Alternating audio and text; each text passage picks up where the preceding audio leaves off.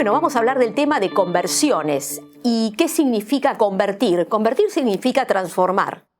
Y si estamos hablando de los informes contables, estamos diciendo que vamos a transformar una expresión de un activo, de un pasivo, de una partida del patrimonio neto, de una partida del estado de resultados que está expresada en una moneda, la vamos a transformar y la vamos a expresar en términos de otra moneda.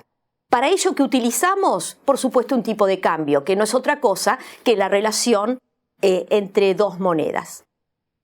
Cuando hablamos de conversiones, en definitiva, estamos atacando el tema unidad de medida. ¿Qué significa? Que si en un modelo contable tenemos que definir distintos parámetros, los que se refieren justamente a la unidad de medida, a los criterios de medición y del capital a mantener, este tema de la conversión solamente ataca y tiene relación estrecha con la unidad de medida. O mejor dicho, tendría que tener una relación estrecha solamente con la unidad de medida, que es lo único que cambia.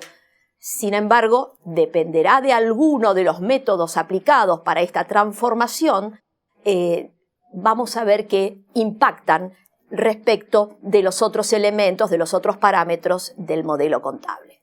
Bueno, vimos qué significa convertir, cómo lo convierto utilizando un tipo de cambio, y tendríamos que saber para qué.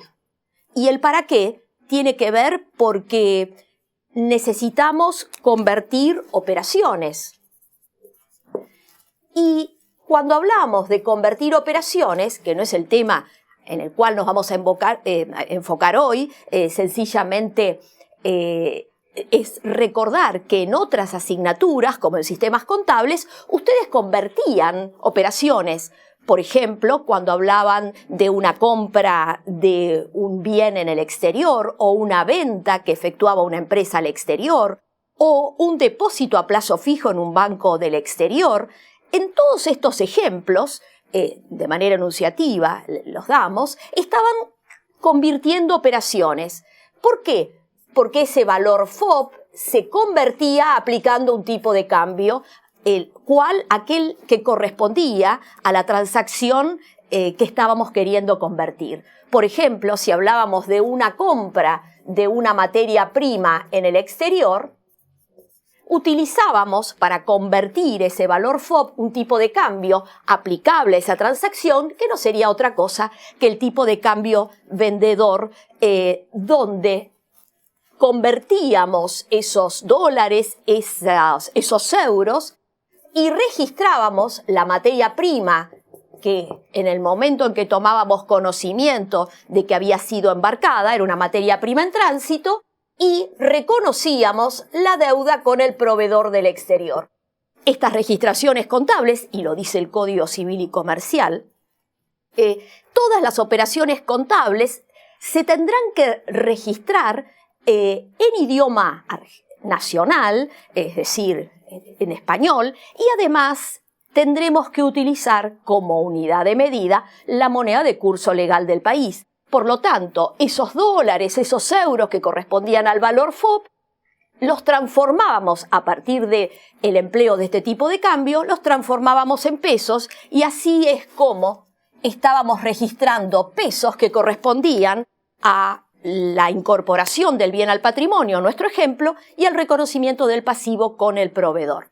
Por otra parte, si llegaba el cierre del periodo y había cambiado, se había modificado el tipo de cambio, había que revaluar esa partida en moneda extranjera y reconocíamos un resultado financiero, una diferencia de cambio que generaba ese pasivo. ¿Por qué?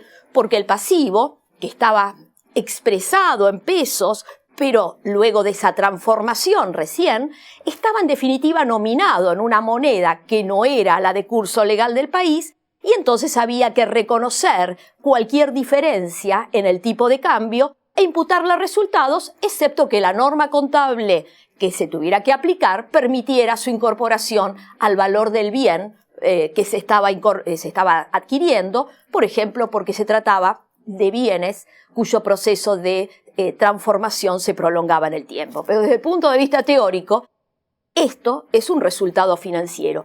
Y estábamos llevando adelante un proceso de conversión de operaciones. Primer caso en el cual dábamos como ejemplo el tema que nos ocupa de transformar una expresión de una moneda en términos de otra.